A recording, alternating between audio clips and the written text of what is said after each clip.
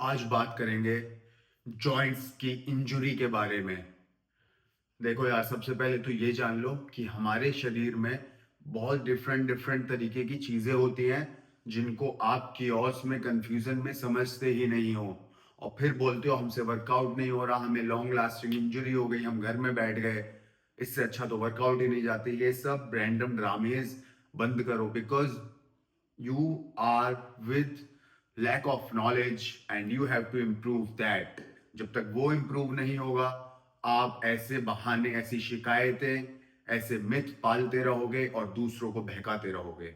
सबसे पहले खुद जानना जरूरी है, उसके बाद दूसरे को बताना जरूरी है।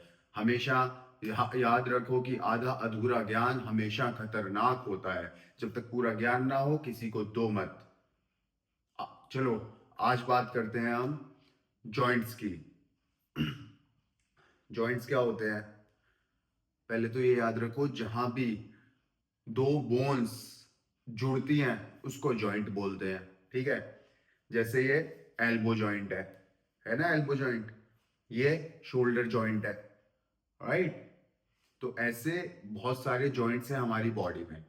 अब कंपाउंड मूवमेंट और आइसोलेशन मूवमेंट, क्यों ये डिफरेंशिएट किया गया है? किस बेसिस पे? जॉइंट्स के बेसिस पे। ठीक है? अगर हमारा एक जॉइंट इन्वॉल्व होता है तो वो होता है आइसोलेशन मूवमेंट, और अगर हमारे दो या उससे ज्यादा जॉइंट किसी एक्सरसाइज में इन्वॉल्व होते हैं तो उसको हम क्या बोलते हैं? Compound movement, right? और अगर हमारा सारा बॉडी किसी एक्सरसाइज में इन्वॉल्व होता है उसको बोलते हैं स्ट्रक्चरल मूवमेंट। ठीक है? जॉइंट्स का खेल क्या होता है? जॉइंट है, जैसे एल्बो जॉइंट है आपका, ठीक है? आप बाइसेप कर्ल लगा रहे हो, तो आपका कौन सा जॉइंट मूव कर रहा है? एल्बो जॉइंट मूव कर रहा है, सिंगल जॉइंट मूव कर रहा है। That's why this particular exercise called isolation movement. ठीक है? जॉइंट की इंजरी कैसे होती है, अब आप मेरी बात समझ लो। जब हम मिलिट्री प्रेस लगा रहे हैं सपोज, ठीक है? अगर हम उसको उठाते वक्त और फॉर्म हमारा ठीक नहीं है, हमने उसको झटके से ऐसे छोड़ा है या झटके से रखा है, जॉइंट निकल जाएगा। ठीक है? तो किसी भी एक्सरसाइज को परफॉर्म करने से पहले वार्म अप बहुत जरूरी है। जब तक हम वार्म अप नहीं करते, हमारा जॉइंट मोबिलाइज नहीं होता। तुमने देखा है जब बाइक की चेन घिस जाती है तो उसको हम मोबिलाइज कराते हैं ऑयल से, ताकि वो स्मूथ रहे, प्रॉपर चले। अगर वो घर्षण करेगी तो वो खराब होने के चांसेस उसके बढ़ जाएंगे और एक दिन वो खराब हो जाएगी। ये ऐसी हमारी बॉडी है, जब तक आप वार्म अप से उसको मोबिलाइज नहीं करोगे, उसके खराब होने के चांसेस पूरे पूरे हैं, इंजर्ड हो जाएगी। अब सर्दियों के टाइम वैसे है तो ज्यादा वार्म अप की जरूरत है। ठीक है? अभी बॉडी अकड़ी हुई रहती है, स्टिफ रहती है बहुत ज्यादा, और आप तुरंत वर्कआउट अगर वर्किंग सेट चालू कर दोगे तो इंजरी तो होना लाजमी है, राइट?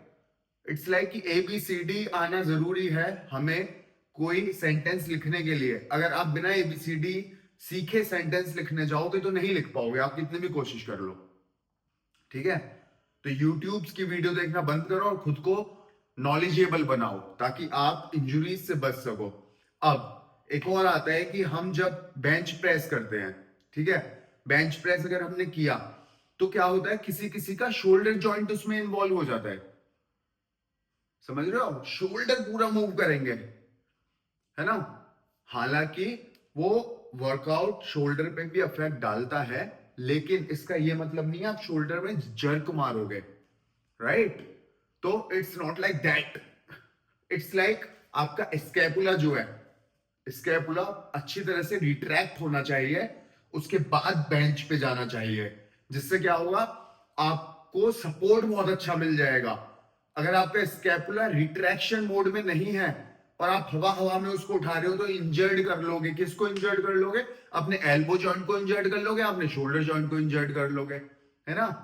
पेक्टोरल मसल को कैसे कैसे बेहतर ट्रेन किया जा सकता है? जब आप अपने स्कैपुला को रिट्रैक्ट करोगे, या retraction, this is the retraction, this is the retraction. जब वो मिलता है बैक की मसल्स, स्कैपुलर रिट्रैक्शन उसको बोलते हैं।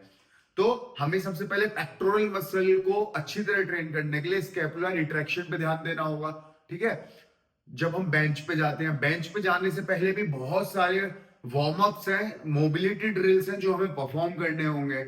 ठीक है, ड्रिल्स परफॉर्म किए, then we are shifting to our bench press. Then वहां पे भी बहुत बड़ा खेल है। सबसे पहले तो स्कैपुला को रिट्रैक्ट करो, रिट्रैक्ट हो गया, फिर अपना शोल्डर विड्थ को पकड़ो, शोल्डर विड्थ पकड़ना है बारबेल को।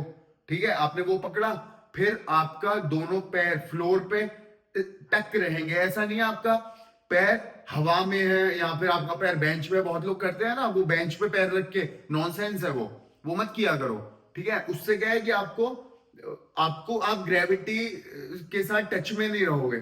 ठीक है, आपको काइनेटिक एनर्जी पूरी नहीं मिलेगी, तो आपका ऑप्टिमल रिजल्ट नहीं आएगा। तो पैर जमीन पे और एक आर्च बनता है। देखा है आपने पावर लिफ्टर्स को कैसे आर्च बनाते हैं?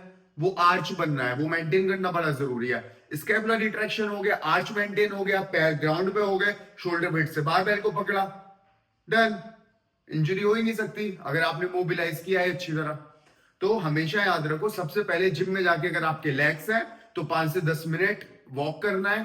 ठीक है, लेग्स की सारी मोबिलिटी ड्रिल्स करनी है। अगर आपका अपर बॉडी पार्ट है तो आपको उस हिसाब से मोबिलिटी ड्रिल्स करने हैं, जो मैं ऑलरेडी आपको बता चुका हूं, मेरे एपिसोड जाके देखना। ठीक है, ये मोबिलिटी ड्रिल्स करने के बाद आप अपना वार्म अप सेट्स करोगे, वर्किंग सेट डायरेक्ट नहीं करोगे। अगर आप 100 किलो का स्क्वाट आप मैक्सिमम लगाते हो तो आप शुरू करोगे 20 से, 30 से, 40 से, 60, 70, 80, 100, कब 100 पे पहुंचोगे? इट्स नॉट लाइक दैट आप गए और बूम 80 किलो कर दिया, 100 किलो कर दिया, इंजरी हो जाएगी। पहले आदत तो होने दो मसल को कि लोड आने वाला है। आप एक साथ ही अगर लोड डाल दोगे तो मसल को समझ ही नहीं पाएगी, राइट? जैसे हम सुबह सो के उठते हैं तो हमें पहले खुद के साथ थोड़ा सा वक्त चाहिए होता है ताकि हम दिन को अच्छी तरह से शुरू कर सकें। शुरू में ही क्योस हो गया, किसी से कोई बात कर ली या माइंड डिस्टर्ब हो गया तो हमारा दिन भी बेकार जाता है। इट्स वर्कआउट भी वही है। आप जब तक अच्छी तरह से विदाउट क्योस शुरू नहीं करोगे, मोबिलिटी ड्रिल्स नहीं करोगे, वार्म अप नहीं करोगे, डायरेक्ट वर्किंग सेट ले लोगे तो आपकी इंजरी होनी ही होनी है। होप आपको समझ आया होगा कि जॉइंट्स का खेल क्या है। Without proper strong joints you can't perform a workout and you won't get optimal results for sure. This was the topic for today. आपको समझना चाहिए कि हमें हर एक चीज का, मसल्स का, टेंडन्स का, जॉइंट्स का ख्याल भरपूर रखना है। This is a major information जो मैं आज आपके सामने लेके आया था। ऐसे ही आगे इंफॉर्मेशन लाता रहूंगा। उसके लिए क्या करना होगा?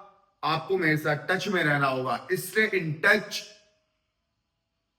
Keep grabbing some important information, say no to drugs, take care of yourself and your family. Over and out.